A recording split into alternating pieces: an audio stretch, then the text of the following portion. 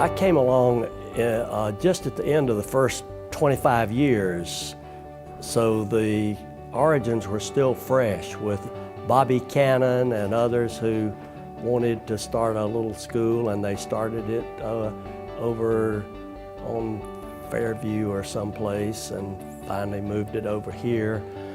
And it was over here by the time we got here to bring our children, but I think it was a desire to have a really first-class private school in Charlotte. I was on the board I think in the late 70s and early 80s. A lot was going on.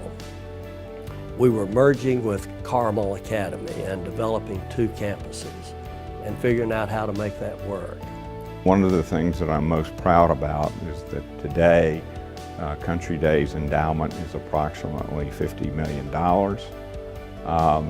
which is a far cry from 1993 and certainly from the 1970s. I'm most grateful for the people, from students to colleagues to parents to trustees to volunteers, because they all made a sense of community. They defined who we were. And no matter what the project, no matter what the concerns, they were always there as resources.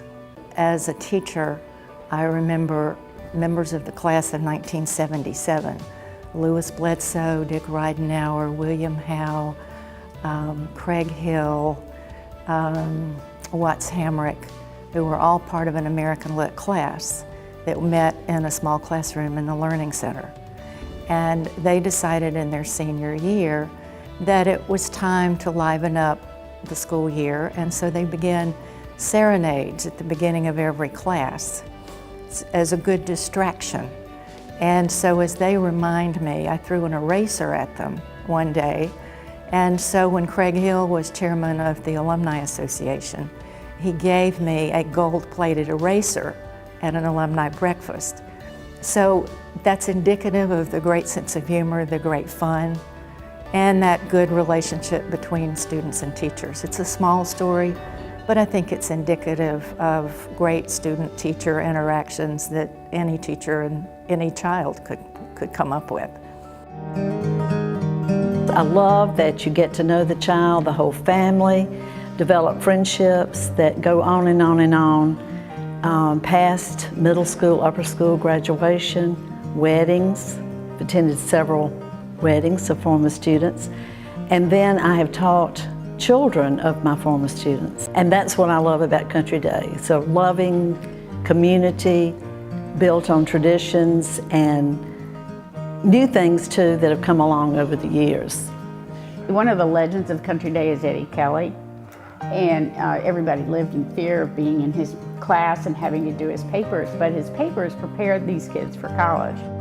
So one daughter of mine took assiduous notes in the class, just wrote everything down.